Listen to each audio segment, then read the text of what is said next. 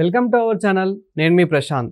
నాని గారు నటించిన hit 3 movie ఎలా ఉంది, అదేవిధంగా కలెక్షన్స్ ఏ విధంగా ఉన్నాయి అనే విషయాలు అయితే తెలుసుకుందాం. దీని గురించి అయితే మాట్లాడేందుకు ప్రస్తుతం మనతో పాటు సీనియర్ జర్నలిస్ట్ యజ్ఞమూర్తి గారు ఉన్నారు. నమస్తే అండి. నమస్తే ప్రశాంత్. సార్, నాని గారు నటించిన హిట్ 3 మూవీ ఎలా ఉంది, అదేవిధంగా ఫస్ట్ డే కలెక్షన్ ఏ విధంగా ఉంది?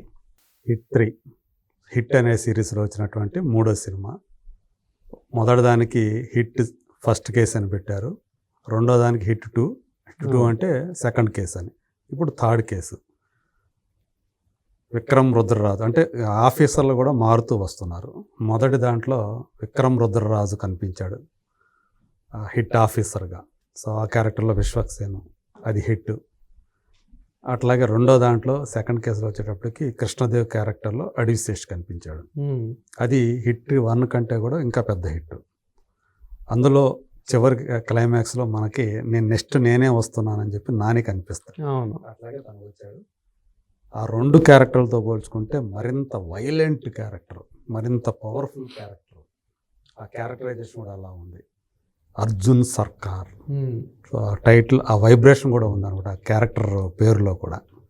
సో ఇందులో అతను ఏం చేశాడు, వాటికి మొదటి 2 సినిమాల కంటే కూడా భిన్నమైనటువంటి ఒక క్రైమ్, ఒకే రకంగా జరుగుతున్నటువంటి ఒక ఆర్గనైజ్డ్ క్రైమ్స్ లాగా ఆర్గనైజ్డ్ హత్యలు జరుగుతూ ఉంటాయి. అందరూ కూడా ఒకే రకంగా తలకిందులుగా వేలాడదీయపడి వాళ్ళందరి తల దగ్గర వెనక బ్యాక్ సైడ్ అంతా కూడా కట్ చేసినట్లుగా, ఆర్గాన్స్ కూడా మిస్ అవుతుంటాయి. ఒక 3 ఆర్గాన్స్ మిస్ అయిపోతూ ఉంటాయి శరీరంలో. సో ఇవన్నీ ఎలా జరుగుతున్నాయి, ఎంత ఇదిగా వేరే వేరే ప్రాంతాలు, ఒక చోట కాదు, ఆల్మోస్ట్ ఒకే రోజు లేకపోతే అంటే ఒకే టైం అని కాకుండా కంటిన్యూగా జరుగుతూ ఉంటాయి. ఇది ఎలా సాధ్యం అంటే ఒకరే చేస్తుంటే ఇది ఇలా కాదు కదా, ఇవాళ ఇక్కడ జరిగింది ఇంకెక్కడో ఇంకో చోట జరుగుతుంది. సో ఇది దీని వెనక ఏదో మోటివ్ ఉంది, మనకి ట్రైలర్లో చూపించాడు. అన్నీ ఒకే రకంగా జరుగుతున్నాయి అంటే ఈ హత్య వెనక ఏదో మోటివ్ ఉందని చెప్పేసి ఆ ట్రైలర్లో చూపించినటువంటిది కనిపిస్తుంది. ఒక డార్క్ వరల్డ్, CKT అనేటువంటి ఒక వెబ్సైట్, డార్క్ వెబ్సైట్. అది మామూలుగా మనకు గూగుల్లో ఇట్లా సెర్చ్లో చేస్తే కనిపించదు. వాళ్ళు ఒక డిఫరెంట్ సాఫ్ట్వేర్ని యూజ్ చేస్తూ ఉంటారు. అది తెలిసిన వాళ్ళకి మాత్రమే ఆ యాక్సెస్ ఉంటుంది. సో అక్కడ 2 హత్యలు చేసిన వాళ్ళకి, అది ఎలా హత్యలు అంటే ఇది ఏదైతే చెప్పాను నేను, ఆ రకంగా హత్యలు చేసిన వాళ్ళకే మెంబర్షిప్ లభిస్తుంది.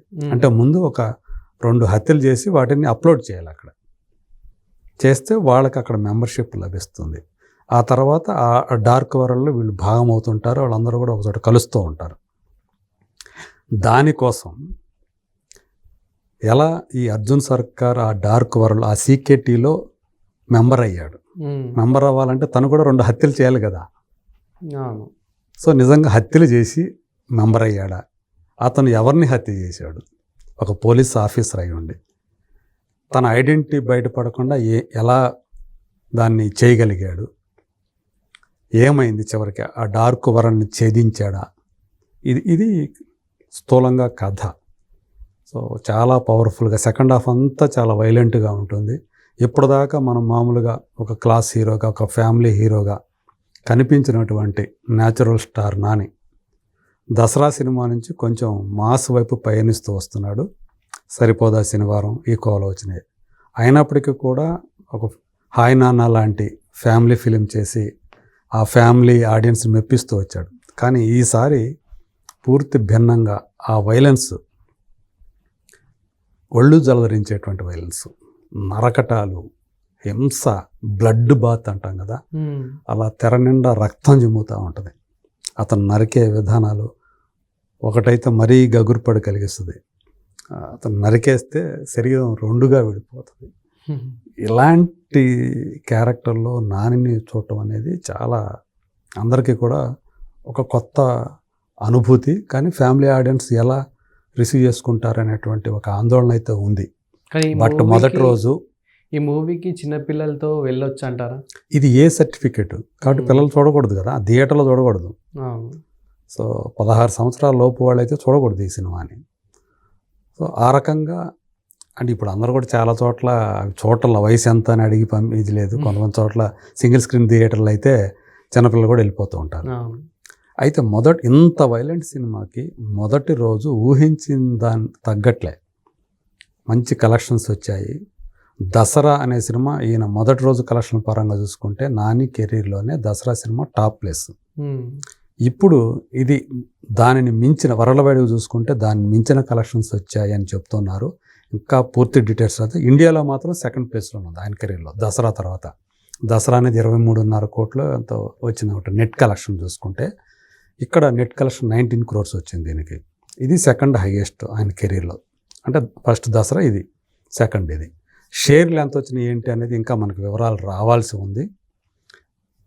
పైగా ఓవర్సీస్లో మొదటి రోజే $1 million మార్కును చేరుకున్నటువంటి సినిమాగా కూడా మళ్ళీ రికార్డు సృష్టించింది ఇది. అప్పుడు దసరా, ఇప్పుడు ఈ సినిమా.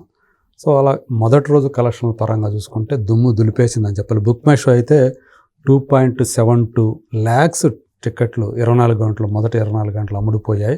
నాని కెరీర్లోనే ఇది హయ్యెస్ట్ టికెట్ సేల్స్ అని చెప్పేసి బుక్ మై షో ప్రకటించింది. సో ఇంత వైలెంట్ సినిమాకి ఈ రేంజ్ కలెక్షన్స్ రావటం అనేది ప్రస్తుతం నాని ఎంజాయ్ చేస్తున్నటువంటి ఇమేజ్కి నిదర్శనం అని చెప్పేసి ట్రేడ్ వర్గాల వాళ్ళు చెప్తూ ఉన్నారు. బట్ ఈ రోజు నుంచి ఎలా ఉంటాయి అంటే ఈ రోజు కూడా చూసుకుంటే కూడా బుక్ మై షో బాగానే ఉంది. ఫస్ట్ ఇందాక చూశాను నేను 1 hourలో more than 11,000 టికెట్ సేల్స్ అయ్యాయని చెప్పేసి వాళ్ళు పెట్టారు. సో దీన్ని బట్టి ఈరోజు వర్కింగ్ డే. మొదటి రోజు ఎక్కడైనా సరే మనకి స్టార్ హీరో సినిమాలకి మంచి కలెక్షన్స్ వస్తాయనే సంగతి తెలిసిందే. కాకపోతే నిన్న మే డే కూడా కావటం వల్ల, సెలవు రోజు కావటం వల్ల మంచి కలెక్షన్స్ వచ్చాయి. ఈరోజు వర్కింగ్ డే అయినప్పటికీ కూడా కలెక్షన్స్ బాగానే ఉన్నాయి. ఆన్లైన్ సేల్స్ అనేది బుక్ మై షోని బట్టి తెలుస్తుంది. నిన్న ఈ సినిమాతో పాటు తమిళ సినిమా రెట్రో రిలీజ్ అయింది. అలాగే బాలీవుడ్లో రైడ్ 2 రిలీజ్ అయింది. ఈ 3 సినిమాల్లో ఇండియాలో చూసుకుంటే నెట్ కలెక్షన్ పరంగా రెట్రో కొద్దిగా ఎడ్జ్ తీసుకొని ఉంది. అంటే ఇది 19 crores అయితే ఇది 19.25 19.5 crores నెట్ కలెక్షన్ రెట్రోకి ఉంది. సో అంటే షేర్ రూపంలో చూసుకుంటే దేనికి ఎంత వచ్చింది అనేది ఇంకా మనకు వివరాలు రాలేదు. థర్డ్ ప్లేస్లో రైడ్ 2 ఉంది. ఒక హిందీ సినిమా అయినప్పటికీ కూడా నేషనల్ వైడ్గా దానికి ఆడియన్స్ ఉన్నప్పటికీ కూడా థర్డ్ పొజిషన్లో ఉంది. బట్ సినిమా పరంగా చూసుకుంటే రైడ్ 2 బెటర్గానే ఉంది అనేటువంటి టాక్ వచ్చింది. రెట్రోకి ఈ 2 సినిమాలతో పోల్చుకుంటే మిక్స్డ్ రివ్యూస్ ఎక్కువగా వచ్చాయి, నెగిటివ్ రివ్యూస్ ఎక్కువగా వచ్చాయి రెట్రోకి. సో ఆ జానర్ కూడా కొంచెం ఇబ్బందికరంగా అనిపిస్తుంది జనాలకి. ఇది కనుక ఈ అంత వైలెన్స్ కాకుండా కొంచెం మోతాదు తగ్గితే కాస్త బాగుండేది నాని సినిమాకి అనేది వచ్చింది.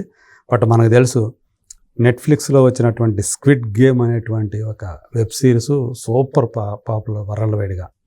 అక్కడ చాలా కిరాతకమైనటువంటి గేమ్స్ ఆడతారు. ఏదో ఒక తెలియని అన్నోన్ ప్లేస్కి మనం తీసుకెళ్తారు. అక్కడ వాళ్ళని జట్లుగా విడగొడతారు. అక్కడ ఒకళ్ళొకళ్ళు చంపుకునేటువంటి గేమ్స్ ఉంటాయి. చివరికి ఎవరు విజయం మిగులుతారు, ఎవరు విజయం సాధిస్తారో అల్టిమేట్గా వాళ్ళకి బాగా డబ్బు వస్తుంది. ఆ డబ్బుకి ఆశపడే చాలామంది వెళ్తుంటారు ఆ స్క్విడ్ గేమ్లో ఆడటం కోసం. ఆ తరహా స్ఫూర్తి తీసుకొని ఇందులో ఈ డార్క్ వరల్డ్ని సృష్టించారు. ఇందులో హిట్ 3 అనేది మనకు అర్థమవుతుంది. ఆ గేమ్స్ అవన్నీ కూడా అందులో ఉంటాయి, ఆ డార్క్ వరల్డ్ ఆడేది.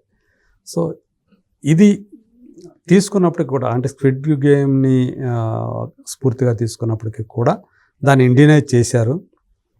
బాగానే ఉంది. కానీ ఈ ఓవర్ వైలెన్స్ అనేదే ఈ సినిమాకి ఫ్యామిలీ ఆడియన్స్ని దూరం చేసే అవకాశాలు ఉన్నాయని చెప్పేసి మనం చెప్పుకోవచ్చు. అంటే ఆడవాళ్ళు చూసిన వాళ్ళు మాత్రం అమ్మో అనుకుంటారు, మరి ఎంత నాని ఏంటి ఎలా తయారయ్యాడేంటి అనుకుంటారు. అదర్వైజ్ యాక్షన్ ప్రియుల్ని, అలాగే ఈ మధ్యకాలంలో ఓటీటీల్లో ఈ వైలెంట్ సినిమాలు సిరీస్లు చూసి ఎంజాయ్ చేస్తున్న వాళ్ళకి ఈ సినిమా వాళ్ళకి నచ్చుతుంది. వాళ్ళు ఎంజాయ్ చేస్తారు. యూత్ను కూడా అట్రాక్ట్ చేసే సినిమా. వాళ్ళ యూత్ అంతా కూడా వైలెంట్ అయిపోతున్నారు కదా, వాళ్ళకు కూడా ఈ సినిమా బాగా నచ్చుతుందని అనుకోవచ్చు. నేను అనుకోవటం ఆదివారం వరకు మాత్రం ఈ సినిమా దుమ్ము రేపుతుంది. ఆ తర్వాత ఎలా ఉంటుంది అనేది చూడాలి. ఎందుకంటే ఇది వరల్డ్వైడ్గా చూసుకున్నప్పుడు ఆల్మోస్ట్ 49 కోట్ల రూపాయల వరకు కూడా థియేట్రికల్గా వాల్యూ చేసింది, ప్రీ బిజినెస్ వాల్యూ. అది ప్రస్తుతం సరళ చూస్తే అది బ్రేక్ ఈవెన్ అయ్యే అవకాశాలు కనిపిస్తున్నాయని అనుకోవాలి. ఈ ట్రెండ్ ఇలాగే ఉంటే కనుక ఈ 4 రోజుల్లోనే మ్యాక్సిమం వచ్చేస్తే బ్రేక్ ఈవెన్ అయిపోయినా ఆశ్చర్యపోవాల్సిన పర్లేదు. Thank you sir. Thank you.